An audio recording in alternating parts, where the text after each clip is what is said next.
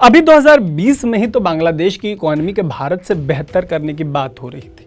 इसी साल यहाँ की जो पर कैपिटा इनकम है वो भारत से बेहतर हो गई थी। लेकिन अब बांग्लादेश जो है वो आईएमएफ के दरवाजे पर खड़ा है।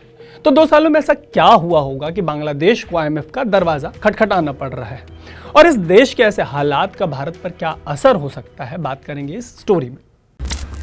बांग्लादेश पिछले महीने आईएमएफ के पास पहुंचा। आईएमएफ के एक बयान के मुताबिक बांग्लादेश को $4.5 बिलियन यानी करीब 37,000 करोड़ की आर्थिक सहायता मिलने वाली है। देश के ऐसे हालात के बीच यहाँ की जो मुख्य विपक्षी पार्टी है बीएनपी यानी बांग्लादेश नेशनलिस्ट पार्टी, इसने देश भर में कई प्रदर्शन किए हैं। इन प्रदर्शनों के जरिए अवामी लीग जो है उसकी मुखिया जो है शेख हसीना और उनकी सरकार, यही पार्टी देश की सरकार चला रही है, उनको घेरने की पूरी कोशिश की गई। लेकिन सवाल वही है कि बांग्लादेश यहाँ तक पहुंचा तो पहुंचा कैसे, वो भी बावजूद इसके कि यहाँ पिछले 3 सालों में जीडीपी ग्रोथ जो है वो लगातार बढ़ती रही। 2020 में बांग्लादेश की जीडीपी 3.4% बढ़ी, 21 में 6.9% और 2022 में इसके 7.2% तक बढ़ने की उम्मीद है। जीडीपी ग्रोथ के ऐसे आंकड़े सुनकर आपके मन में भी यही सवाल आ रहा होगा कि आखिर दिक्कत कहाँ आ रही है। तो भारत का ये पड़ोसी देश जो है वो पैंडेमिक तो झेल गया, लेकिन रशिया यूक्रेन वॉर ने इसकी इकोनॉमी को हिला कर रख दिया। इसकी वजह से बांग्लादेश का जो करंट अकाउंट डेफिसिट है वो बढ़ गया और फॉरेन एक्सचेंज जो है, जो रिजर्व होता है, वो घट गया।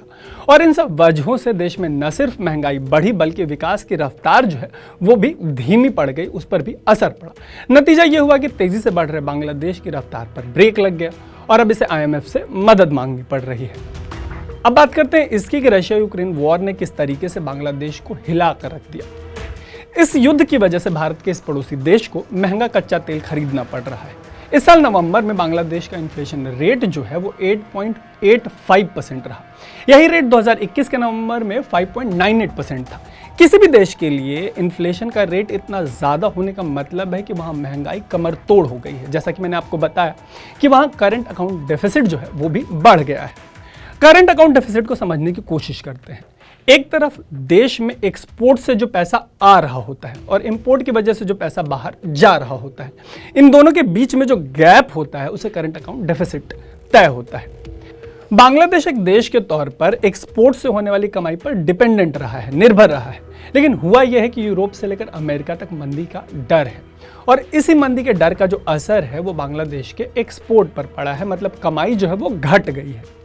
बांग्लादेश ही नहीं, दुनिया भर की करेंसीज के साथ एक बुरी चीज हुई है। हुआ यह है कि डॉलर मजबूत हुआ है, और इसके मजबूत होने से बाकी देशों की जो करेंसीज है उनकी कमर टूटी है। बांग्लादेश के मामले में दिसंबर 2021 में $1 86 के बराबर था।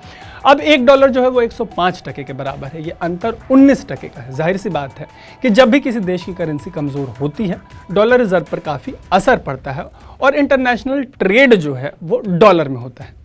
यहां देते हैं आपको बांग्लादेश के फॉरेन रिजर्व का डेटा। दिसंबर 2021 में बांग्लादेश का जो फॉरेन रिजर्व है वो $46,154 मिलियन का था। अब यह घटकर $33,790 मिलियन का हो गया है। इन सब की वजह से 1971 में अस्तित्व में आए भारत के इस पड़ोसी देश को आईएमएफ से मदद की दरकार पड़ी है।